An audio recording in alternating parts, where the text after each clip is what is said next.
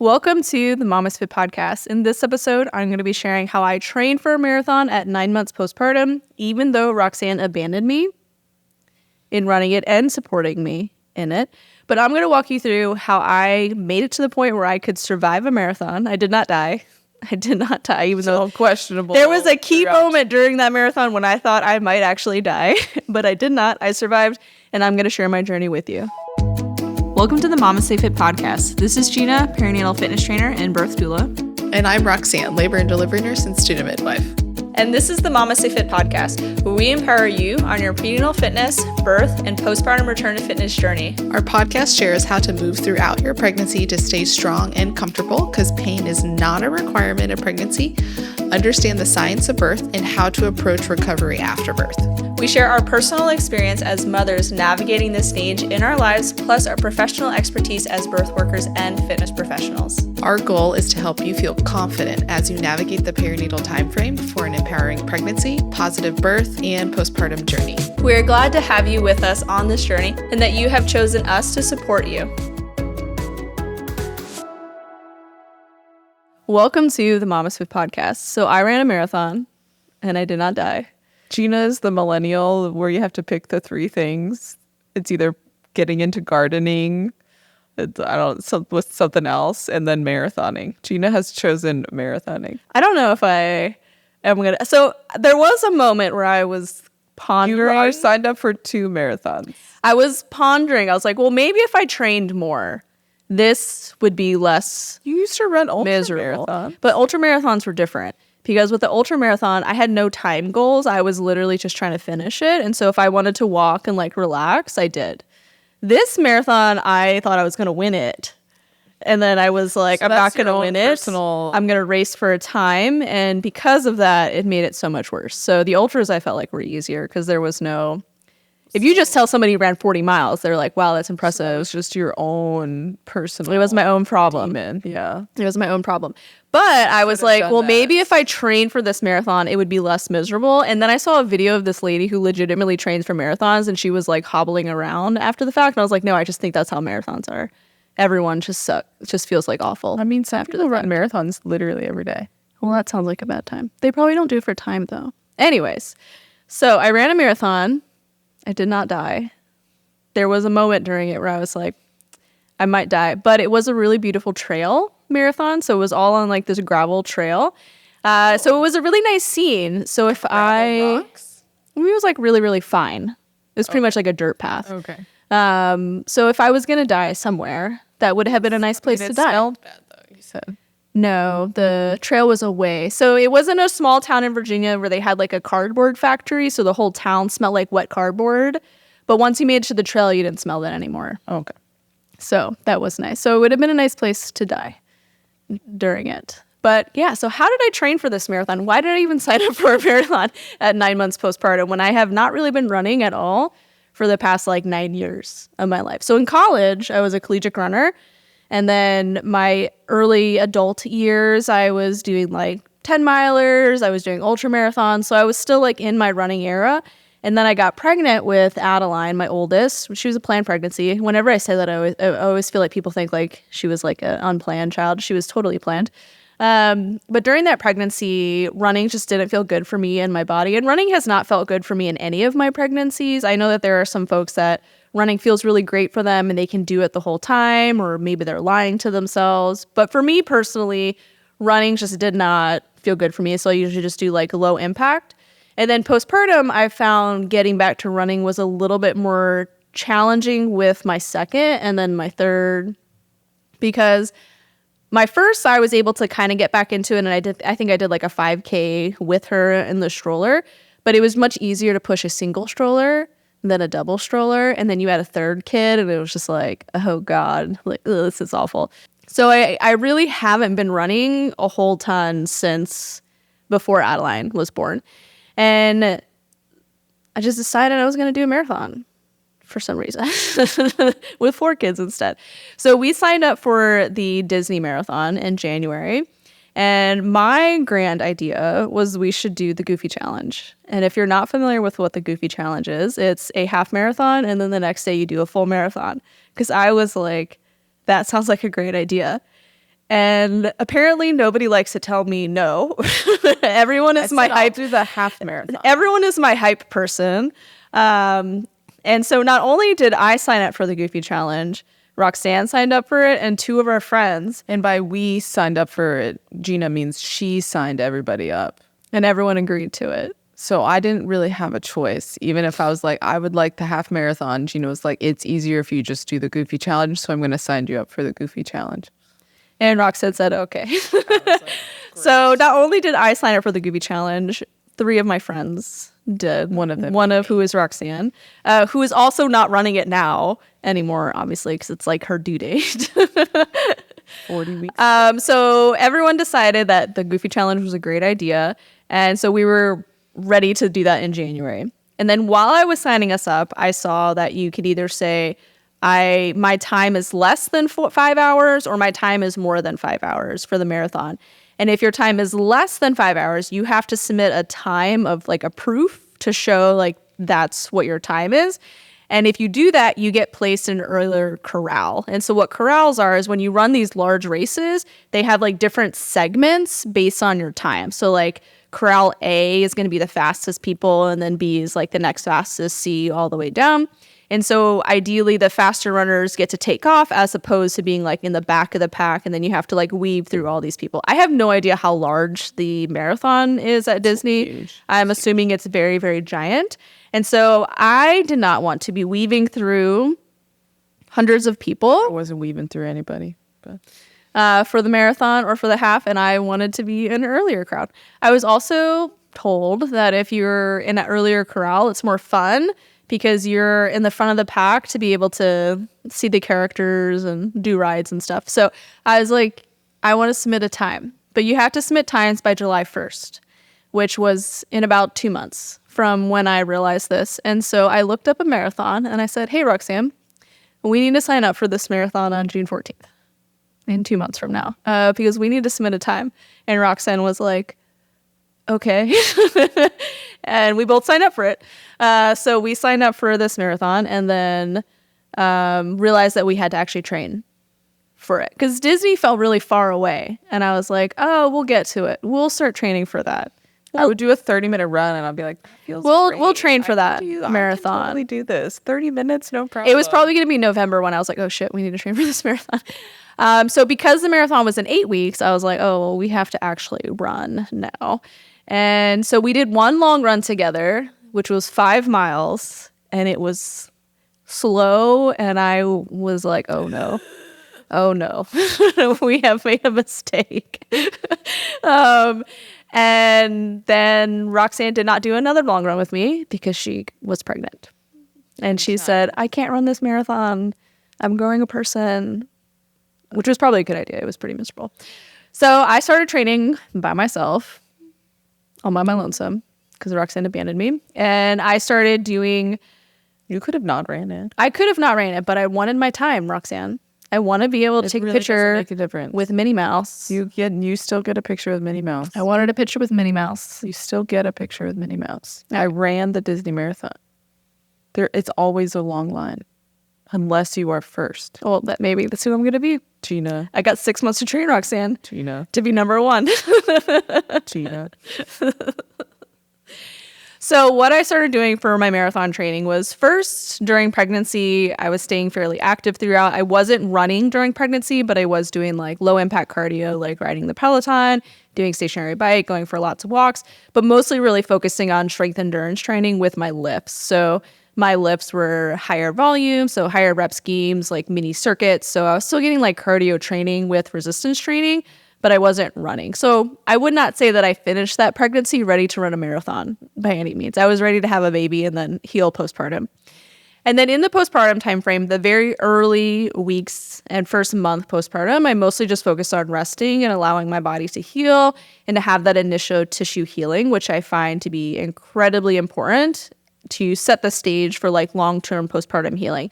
I find when you rush that process in that first month to get back to the gym at like 2 weeks or 3 weeks postpartum before your body is like really ready for it can really hinder progress long term. So you might be like 4 or 6 months postpartum and then you start getting injured or having issues, which is kind of the trend that we see with clients that show up at our gym at like 6 to 8 months postpartum. Was they kind of rushed it. They went back to like their normal workouts, to their fitness classes, and then they were getting injured. And now they're coming to work with us, or even with online clients as well. Like they kind of rushed to do kind of what they were doing before. They didn't really do like the recovery process. And then 4 to 6 months postpartum, they're coming back to us and like, I still can't connect with my core. And I'm finding issues like getting back to the same level of performance that I was doing before. So that first month is kind of setting the stage for that. So really taking your time, resting, and allowing for that initial tissue healing and just enjoying doing nothing, cuddling with your baby, the little newborn bubble. For me, I was always like, towards the end of that newborn bubble, I was kind of sad that that we were gonna emerge from this little bubble and have to do things again. To get out. What? But also you could not wait to get out of your bubble. Oh yeah. Also, one just abandoned you. Gina has I have a lot of abandonment issues apparently. She's like, everyone's just abandoning me. Everyone's just going and doing stuff and leaving me here by myself. Anyway, so I suffer from a lot of issues apparently, like signing up for marathons. If my mental sanity was not already questionable, spontaneity. It is. It should be. Impulsive abandonment issues. So after I came out of the newborn bubble, I didn't just immediately resume pre-pregnancy workouts.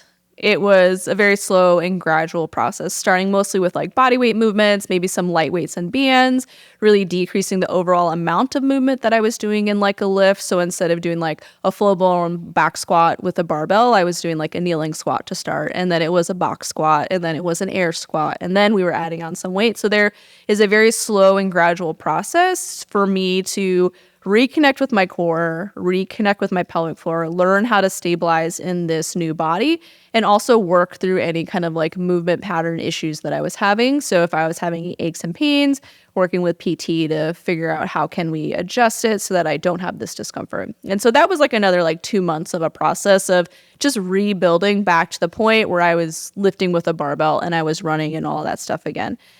In those 2 months, I was also slowly reintroducing impact again. And so your pelvic floor, when you jump and run, it kind of is like a little trampoline for your pelvic organs. And so we want it to be able to move, and we want it to be able to take on the load of dynamic movement and jumping and high impact activity. But we don't want to do it in a way that like overwhelms it and it becomes super fatigued. And so in our programming, we kind of just introduce a little bit of impact. So you do just kind of like hopping from foot to foot, or maybe you put your hands against a wall and you do some hopping for some more support. And then over time, we kind of increase how fast and how high you're jumping, how long you're jumping. And then we start to integrate some like running kind of around that like 2 month mark. So at this point, it's like 3 or 4 months postpartum is when this process is starting. So right around that point, I started the running again. I started doing our return to running program where I was starting to integrate some shorter runs. So it'd be like 30 seconds of running and then a minute of walking, 30 seconds of running, and then a minute of walking, just again to slowly introduce that impact without overwhelming my pelvic floor, without overwhelming my body, and still integrating a lot of that strength training. When I was in college, I had a really high volume for my miles for running, and I was getting injured a lot because I wasn't strength training with it, which blows my mind when I think about being a collegiate level athlete and not having like an established strength and conditioning program it was just like, just do some like leg extensions and hamstring curls, and there was no barbells or anything in our programming. There was a lot of fear, like if we lifted too much as runners, that we would get too heavy and it would impact our running. But I found like after I graduated from college and I was lifting weights and running, that I was able to decrease my running volume and still be able to run a similar speed without the same injuries, which was surprising and also like disappointing. I was like, I could have been so much better. So with our program, we do incorporate a lot of strength training to complement the running, and not just like squats and deadlifts, but also like tons and tons of accessory work as well. So towards the end of this phase, though, I decided to sign up for that marathon. And then I was like, all right, well, I have to be a little bit more deliberate with my running volume now and increasing that so that I could survive this marathon. Prior to, I think it was like April when I started training for a marathon, my workouts were a little bit more sporadic. I was still exercising several times a week, but some days my workouts were maybe like 20 minutes. Some days they're a little bit longer. And so there's a lot more like fluctuation to it, just because there wasn't any like pressure to meet any end goal. It was really just to feel good in my body. And so if Zoe didn't sleep that much the night before, I maybe took the day off, or maybe I just did a 20-minute workout instead of a full hour. But once I had a marathon that I was signed up for and I was training for, I was like, well, I can't just like skip my workout because I don't feel good today. And I can't do that all the time. Like I could do it like maybe once a week, but I can't do it like every day because eventually the marathon will come. Yeah. And so because it's fun when you don't actually train for it. No. So because I knew I was in crunch time, I was very happy with how my training went the past 2 months with the workup for it. So my general like workout week structure was I would have one day where I did intervals. So I was doing faster work for a longer period of time. So it'd be like 1 minute to 3 minutes of running with like 1 or 2 minutes of like jogging in between. And that whole workout started around like 30 minutes. And then by the end of the cycle, that workout was like an hour long, which I was like pretty pleased with that. I was also doing another workout, which was like a tempo run where you have like a longer sustained effort from like 5 to 8 minutes of effort with like a shorter period of rest. So usually it was like 2 to 3 minutes. And that again started at 30 minutes. And then by the end was like, I think an hour and a half was how long I was doing the tempo efforts for. And then my next hard effort was on the weekends. And so because I knew, okay, I am not reasonably going to be able to get to like an 18 or 20 mile long run in a 2-month period. Like that is just not going to happen.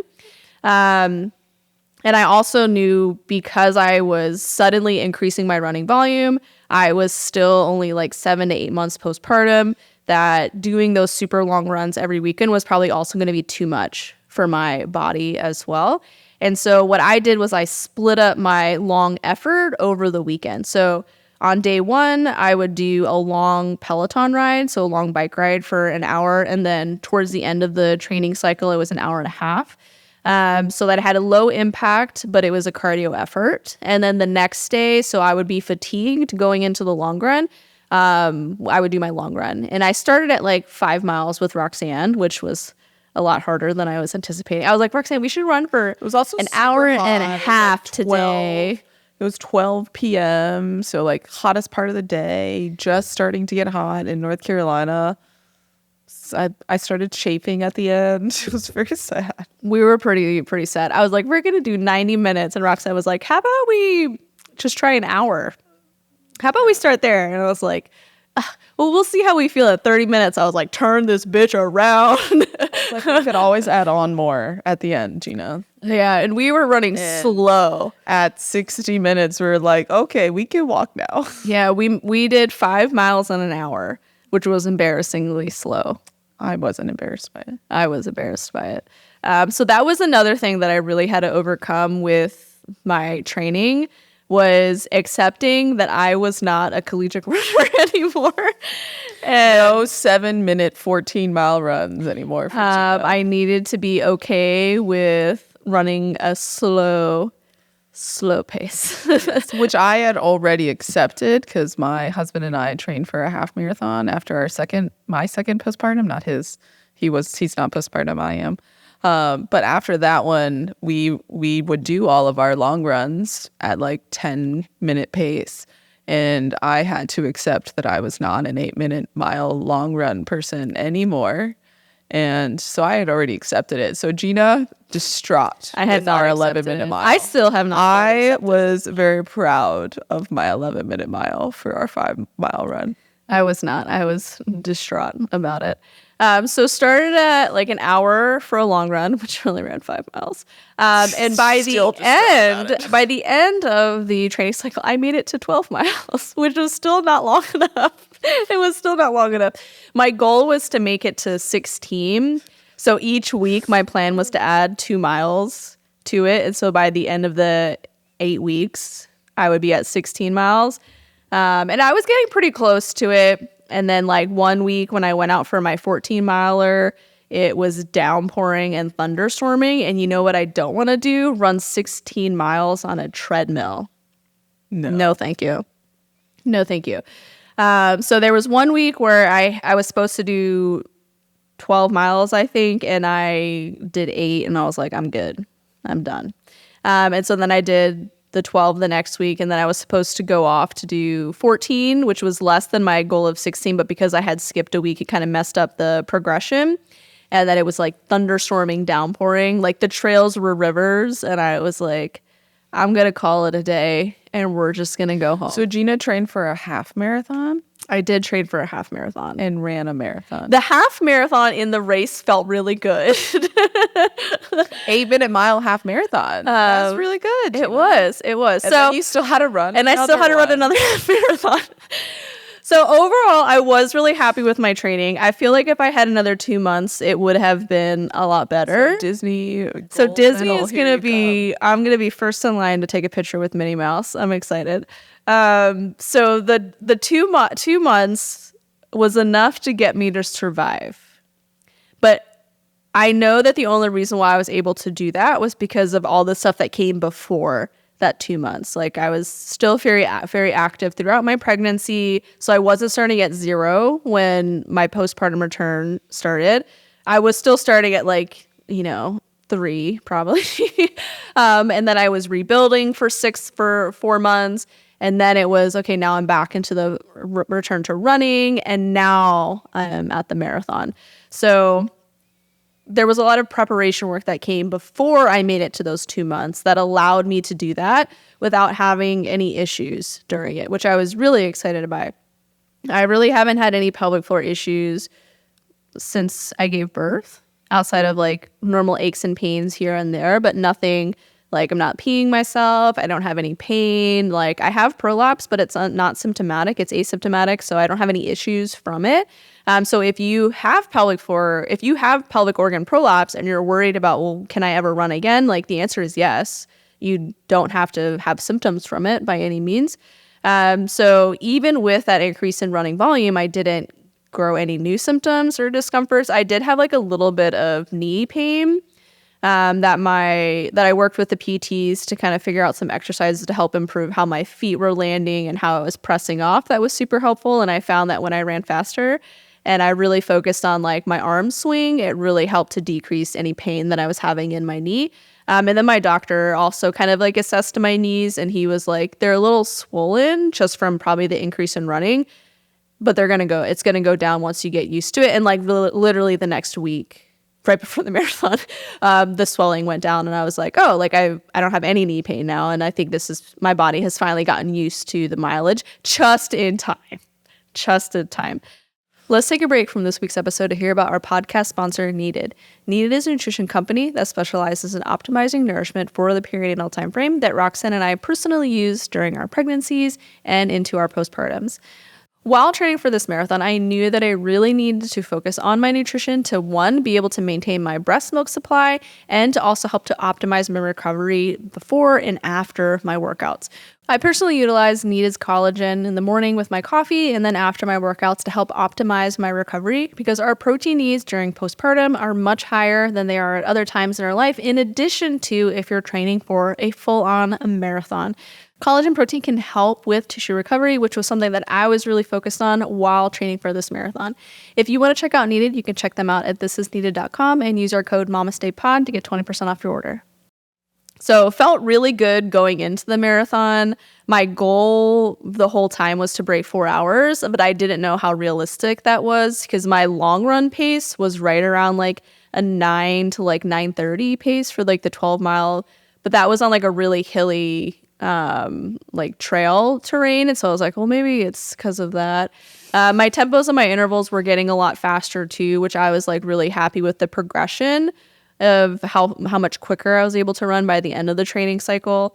So I was feeling ambitious going into it, where I was like, all right, I think I could break 4 hours. I think that'll be cool. Which is why Gina felt like she was going to die. Yeah. So I have run ultra marathons before. This was my very first marathon.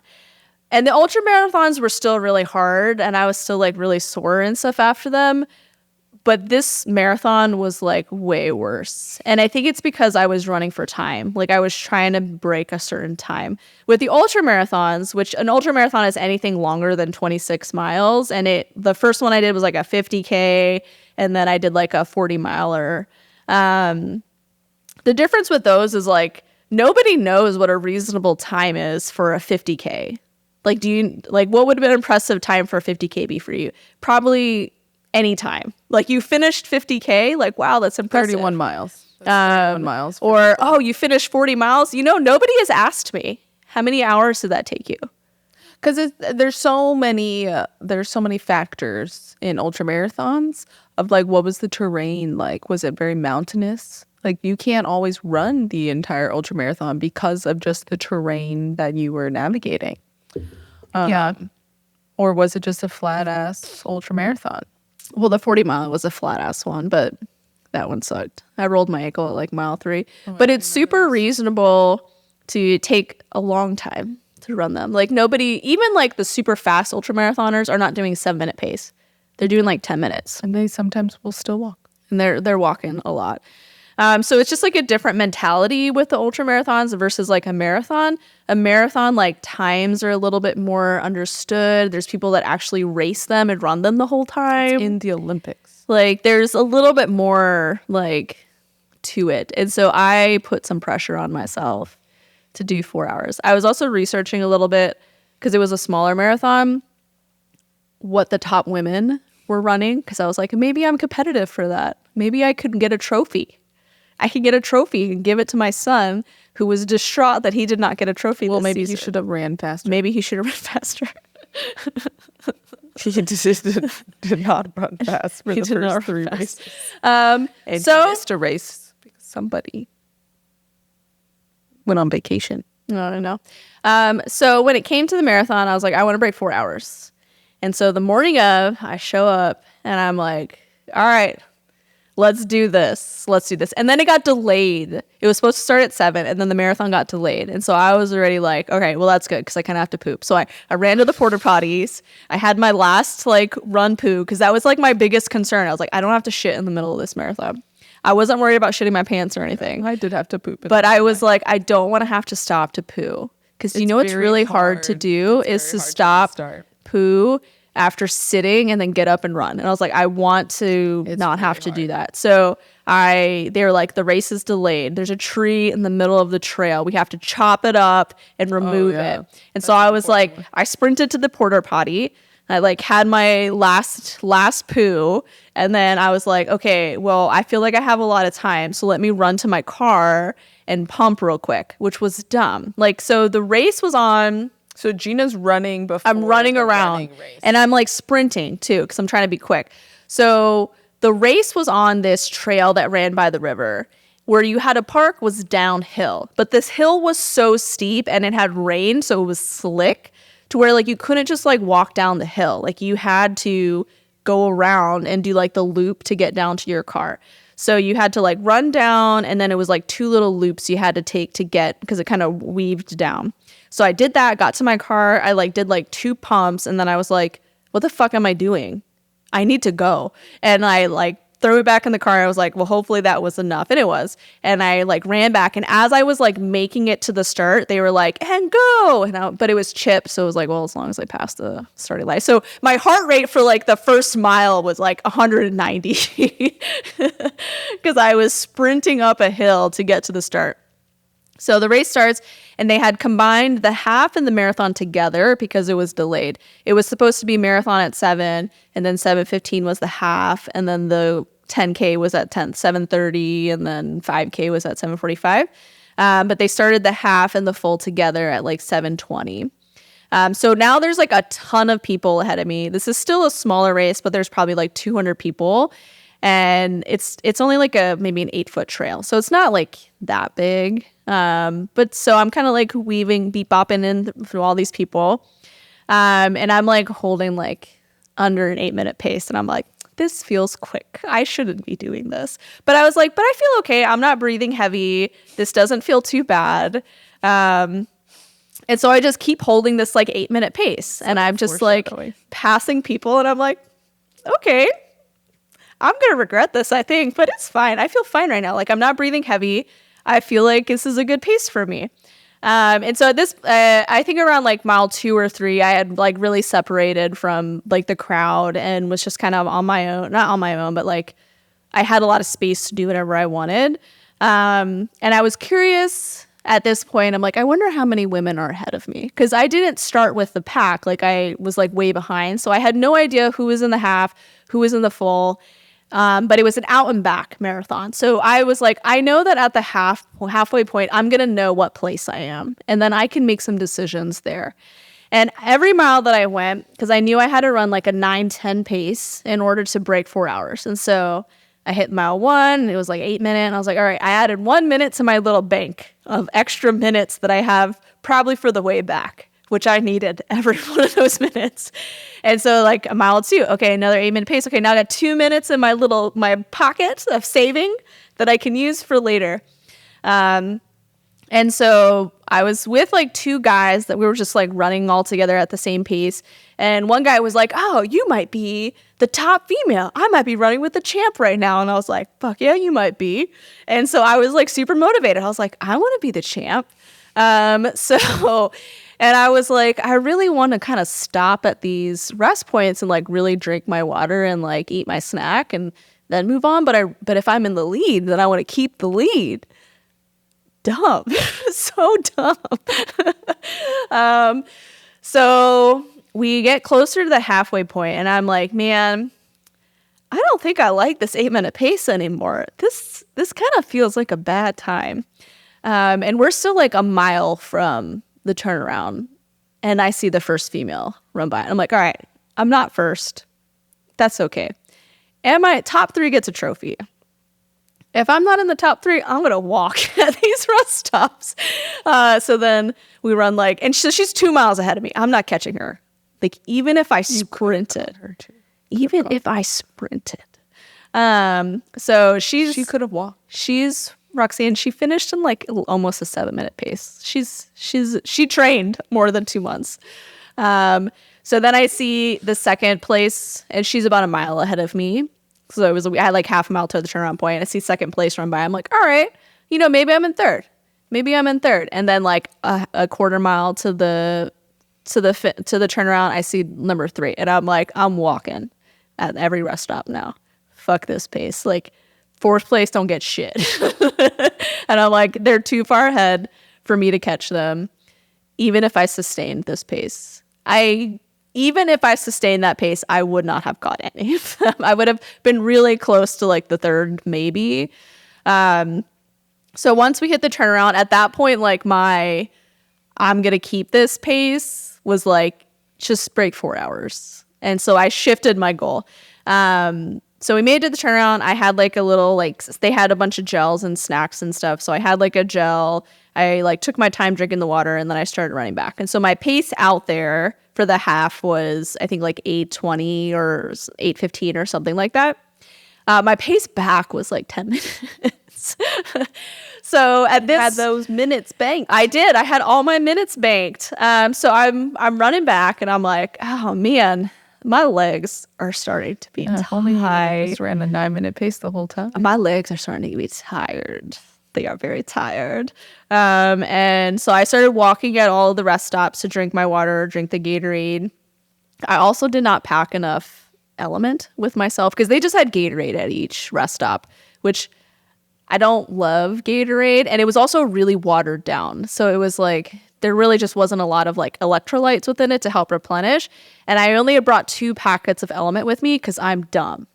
And I didn't bring like a water bottle, so I would only get like the little cup, and then I would dump the packet in it and then just chug as much as I could. And I should have brought like 4 more packets with me to drink throughout the race. And I drank both of them by like mile 8. And I was like, well, that was dumb of me. I should have brought way more than that. So they did have pickle juice along the way, which at like mile 20, I was like, give me that pickle juice. and I struggled to open it. Like, it was really hard to open. And so it's just like really sad Gina, like trying to rip this thing off as this guy, the rest stop guy, is just staring at me like, do you want some help? Because I'm so fatigued and I'm just like, please just let me get some pickle juice for the salt. I did eventually open it. He did not offer to help me, which I was very sad about. So on the way back, it was probably around like mile 16 or 17 where I still had a lot to go, that I was like, well, this sucks a lot. I don't like this anymore. My like right foot was starting to cramp a little bit. Like my legs just felt like super heavy. But like my breathing and stuff and like my heart rate actually like lowered as the marathon went on. I don't know if my body was just like shutting down at that point, where they were like, yeah, we need to not do this anymore. But my legs were just like, were the problem, where I was like, well, obviously they were the problem. But I felt like my legs were what was holding me back. Your muscles. My muscles and her like my cardiovascular system on point. The muscles of my legs. So I've always heard of like this wall that people hit, and I had convinced myself at like the halfway point that I was not going to hit this wall, that it was going to be fine. Oh no! And it was like mile hard 16 or 17 where I was like, I do not love this. And like it was a little bit like fuzzy at points where I was like, I'm gonna die. I'm gonna pass out and die on this She trail. was abandoned, so she'll be all And alone. I had no, and I even thought about that. I was like, what would happen if I just fucking passed out? I was like, well, there's a rest stop every mile. So I'm assuming that someone would run by my body and then seek help. Or maybe stay with me until somebody else came by. I will say runners are usually very considerate of other runners. Yeah. Because we had, in our marathon that we ran, 2 people went down. One guy just like had a heart attack. It was very crazy. Well, I wasn't worried about that because my heart felt fine. Yeah, no, It was my but I'm legs. saying like, well, like one guy just like passed out, like probably. I was worried about heat exhaustion, and one guy like had like heart attack and fell to the ground and like hit his head on the pavement. So like runners stopped to like tend to these people until the like paramedics at the marathon. Yeah, I also had no service, which was really nice. so I was not going And to I be was like, oh, that's so considerate. calling anybody. So I was like, well, if I pass out, But somebody, also, who are you calling if you're I know, passed out? Roxanne, Nobody. stop catching babies and come support me. Yeah, no, I would probably just die. No, you would have. I would have just. You would have been passed out. How would you use your phone? I would've You just need like life alert. I know. I mean, I guess I could have done something on my watch. I think it does like notify if you like stop moving. There's like a thing it does. I think if you have like a collision, I have that set up on my phone. Anyways, so mile What would 16 Gina or have done if she 17, I was like, I regret some life choices that I've made.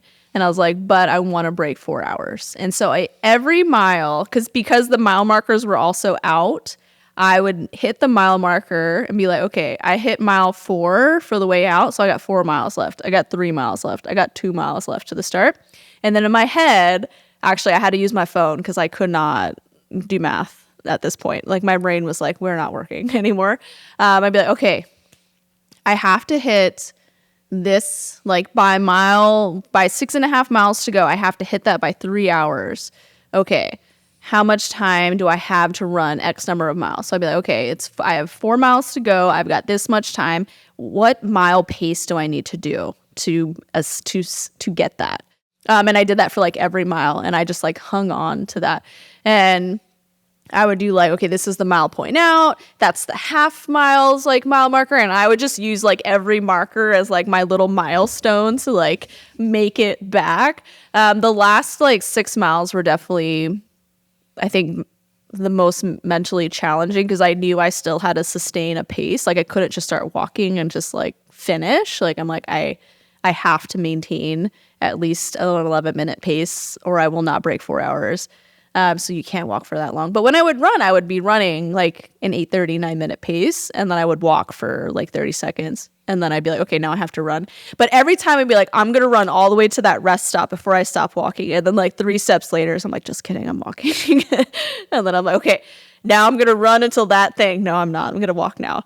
So anytime I like tried to give myself that little goal, I was like, fuck you, Gina. And I would just start walking. But everyone else around me was also like, I'm also fatigued and walking. I was like, we're in this together. Very common thing at the end of marathons. Yeah, so it wasn't like everyone else was like running the whole thing and they were like, bye. Everyone else was also like walk, running.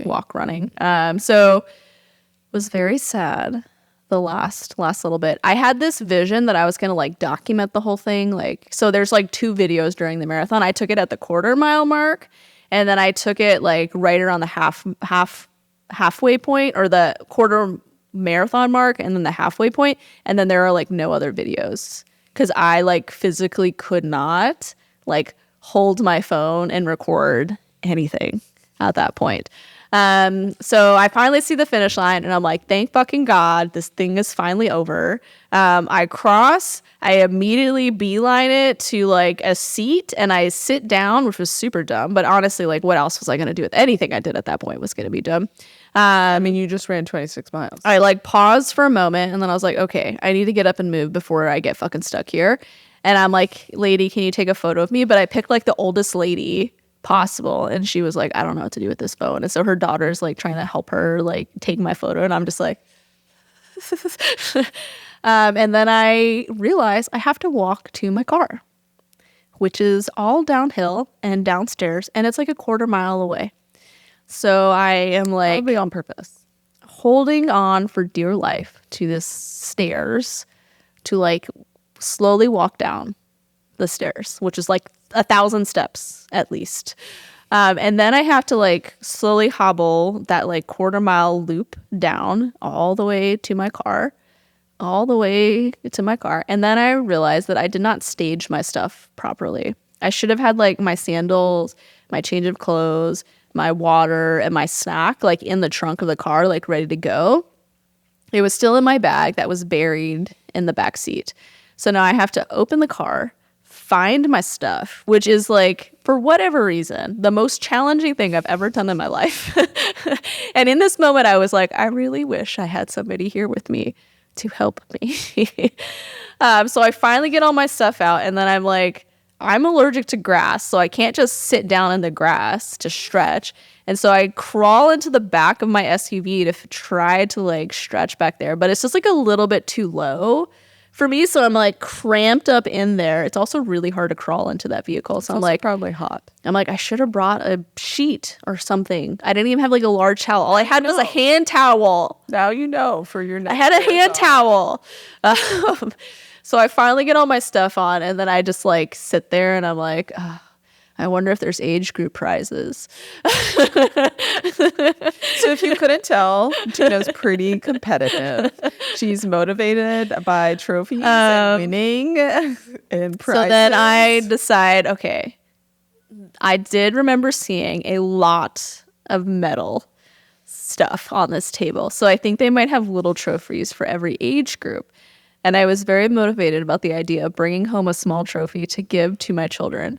So I decide, you know what? There's extra parking spaces a little bit up on the slope. I'm going to move my fucking car. So I move a little bit closer to where the finish is and then begin my trek back to the awards area. And I'm like, hey, are there age group prizes? And they're like, yeah, we're actually getting ready to tally it up to see if we have enough. And I was like, cool. And then she's like, in half an hour, I'll announce it unless you got to go. And I was like, I got nowhere to be, but I don't want to be here anymore. So can I have my prize? So she hands me my little cup and she's like, you can go on the podium and take a picture. This podium is like 18 inches tall. Oh, so you had to do a box. I had to step up onto it. But I didn't just step up. I like put my hand on like the other podium and like crawled on top of it and then stood up. Took my photo and then got down, and then the photographer showed up and she's like, can you get back up there so I could take a photo of you with our camera? And I was like, it does look very nice, the fancy camera. Sure. I guess. And so I go back, I crawl back up on top of it. She takes my photo, and then I crawl off, and then I make my way to my car.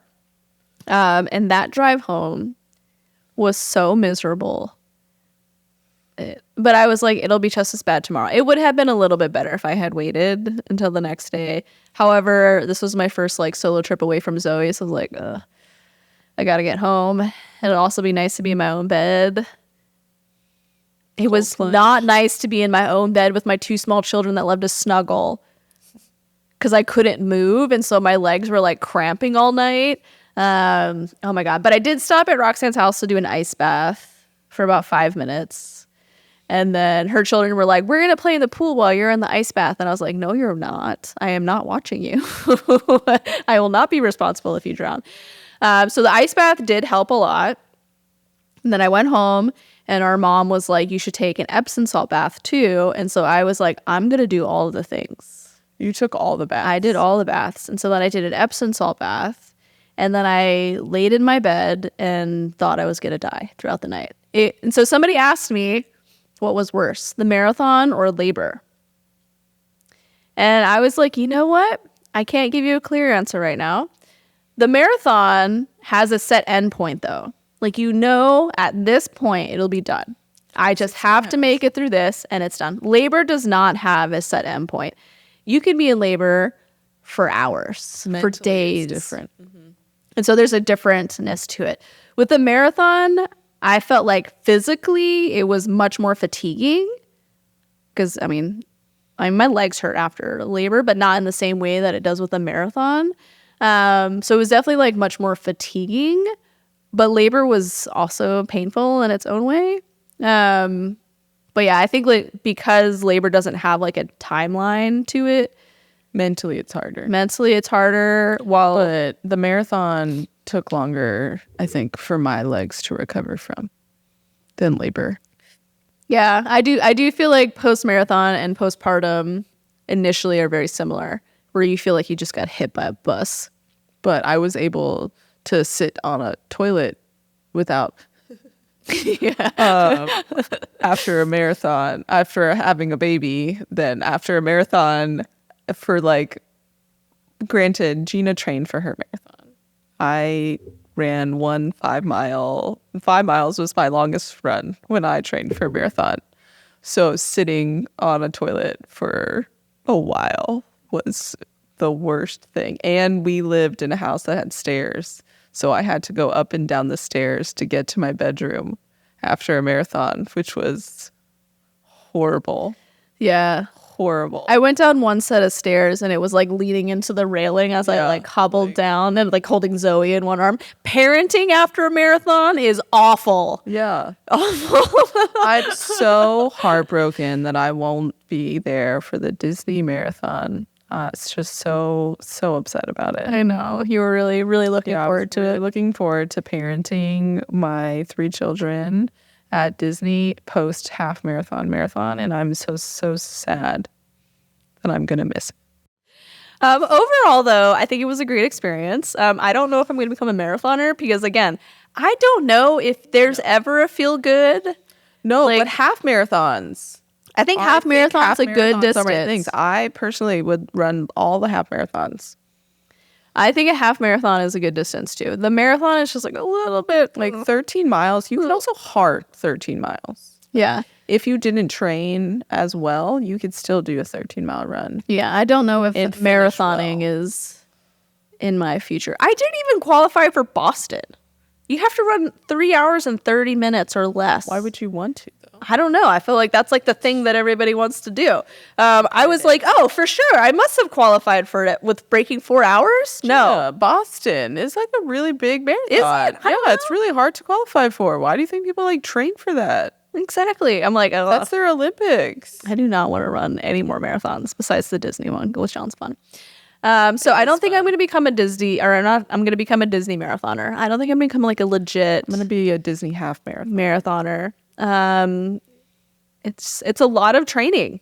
I don't have time for that. It's very time consuming to train for a marathon. Like I had to really schedule childcare and like really arrange my like workout routine to make sure that somebody was there. It's not like when I lift weights and stuff and the kids are nearby because they can just kind of play. Like I can't run on a treadmill with a baby nearby unless she's in a pack and play and she's got like an expiration of how long she wants to be in that pack and play. So I really had to coordinate a lot with my workout routine to make sure somebody was available to watch the kids while I was doing my longer runs. If I was going to go outside and run, like I had to have somebody there for like a few hours so that they can be there while I drove to the trail, while I ran for my super long period of time. And then when I came back, so that I can shower and kind of like stretch and stuff. So I was also finding that I was like rushing the recovery portion after my workouts because I felt like I needed to hurry up and get back to momming. And it was like very, like I was running like every day or I was working out almost every day. And so it was just the workout volume is just so much higher when training for a race that long that it's not like sustainable for me to do long term. Like I have a double stroller so I can do some runs with like Zoe and Sophie in it, but we don't have a ton of like stroller friendly running areas by us outside of my neighborhood, which I'm not going to do like a 10-mile run in my neighborhood. It's not big enough. Like I can do maybe like a 2 or 3 mile one and not want to like lose my mind. But there really isn't any like stroller friendly trails around us, which is unfortunate. You would have to really drive to find some place. So I don't find it to be something that's like super accessible for me to maintain long term while my children are young by any means. I think a half would be much more reasonable, like workout volume wise. It was fun to do for these past 2 months, and I'll probably sustain like a level of it going to the Disney marathon. I'll probably like lower the volume for maybe like 2 or 3 months and then up it like about four months out. But yeah, I don't think it's going to be a long-term thing for me just because realistically it's just not going to happen. Yeah. No. And that's like the one hard thing about living where we live is that running is harder because you have to like find places that you can actually run. Whereas when we lived in California, we lived next to a bike trail that everyone ran on. That was a 1/4 mile from our house. Yeah. It was a lot easier to train for a half marathon because there was a 26-mile trail. Well, even when we lived in New York, it was a lot easier to do runs because there was a lot of trails, but the shoulders were 6 feet. But also stroller friendly. Yeah. Not really stroller But because the shoulders of each road were so large for snowplows, essentially, it gave you like essentially a car lane that you could run in safely. And like that's what I ran in through college. And like that would be perfect to run like with strollers. Where we live here, there's like no shoulder at all. So there really isn't a place for you to run unless you have like a lot of sidewalks. So yeah, I don't think I'm going to become a long-term marathoner. I'll sustain like a level of this training for the next, I guess, 6 months up to the Disney marathon. And then probably transition to, if I'm going to be doing running races, it's going to be like halves instead of fulls just because it's very time consuming to train for a marathon. But if you want to train for a marathon or a half marathon, I have released our half marathon and our marathon training program, which is going to have running workouts to do throughout the week, your long runs on the weekends or whenever works for you. I'll also offer some options for if you want to split up your long efforts over the 2 days like I did the past 2 months, in addition to strength training throughout the week. So our marathon training program is definitely going to be a higher volume workout program, which you need if you're going to be running 26.2 miles, but we'll also offer a half marathon training program, which is going to be a reduced volume of running and of lifting that is probably going to be a little bit more manageable if you do have a busier schedule, but you can kind of choose whichever one works for you. So if you are looking to get back to running marathons or running half marathons, check out those programs. They are follow-on programs from our postpartum return to fitness program. So if you are early postpartum, check out our postpartum return to running program first and then progress towards our marathon or our half marathon programs. Those are meant to start at least 6 months postpartum, but check them out on our website and we'll link them down in the show notes below. And as a thank you for listening to this episode and being with me on this journey to where I survived and did not die during a marathon, you can use code MARATHON to get 10% off the program. And this podcast is sponsored by Nita. Nita is a nutrition company focused on the perinatal timeframe that both Gina and I utilized during pregnancies, postpartums, marathon training. And if you want to check them out, head to thisisneeded.com and use code MamastePod to get 20% off your first order.